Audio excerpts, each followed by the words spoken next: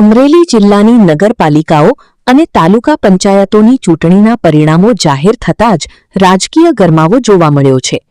આ પરિણામોમાં ભારતીય જનતા પાર્ટીનો દબદબો જળવાઈ રહ્યો છે, જ્યારે બગસરામાં આમ આદમી પાર્ટીએ મોટો ઉલટફેર સર્જ્યો છે।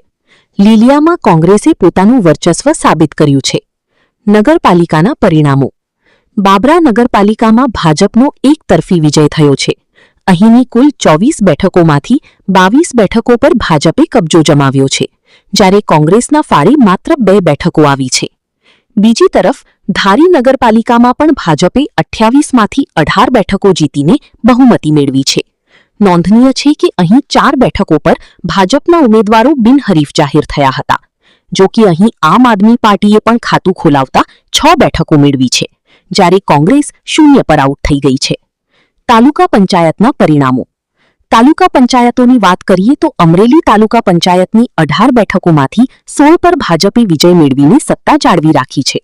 અહીં કોંગ્રેસ અને આમ આદમી પાર્ટીને એક બેઠકથી સંતોષ માનવો પડ્યો છે।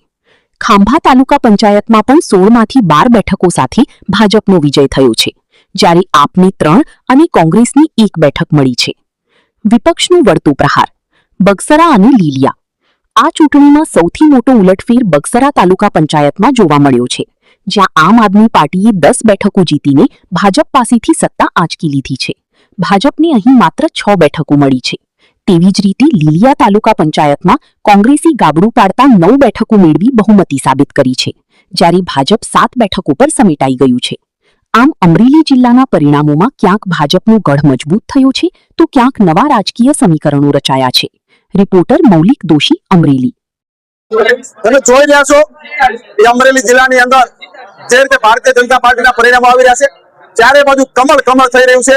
લોકો જે રીતે ભારતીય જનતા પાર્ટીની સરકાર અને સંગઠન પર જે ભરોસો મૂક્યો છે, આજે પરિણામની પેટીમાં લોકો ભારતીય જનતા પાર્ટીની સાથે હતા અને રહેવાના છે। એ પરિણામ જોઈ રહ્યા છો આપ। જે રીતે દેશના યશસ્વી વડાપ્રધાન આદરણીય મોદી સાહેબ, રાજ્યના મુખ્યમંત્રી આદરણીય ભૂપેન્દ્રભાઈ પટેલ સાહેબ, નાયબ મુખ્યમંત્રી આદરણીય હર્ષભાઈ સંઘવી સાહેબ, તમારા સંગઠનના પ્રમુખ આદરણીય જગદીશભાઈ જે રીતે સમગ્ર રાજ્યની અંદર પ્રવાસો કરીને જે રીતે વિકાસની ગાથા સાથે આગળ વધ્યા, ત્યારે લોકો ફરી ભારતીય જનતા પાર્ટી પર ભરોસો મૂકી અને ચારે બાજુ કમળ કરી દીધું છે। 100% રીતે ભારતીય જનતા પાર્ટીની ફર્સ્ટ બહુમતી સાથે અમરેલી જિલ્લો આગળ વધી ગયો છે।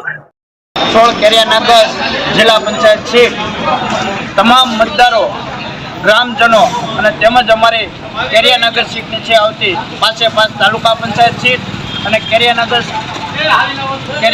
જિલ્લા પંચાયત સીટ આજ બધી જગ્યાએ ભગવો લહેરાયો છે અને તમામ જગ્યાએ વિકાસના વંટોળ ચાલી રહ્યા છે।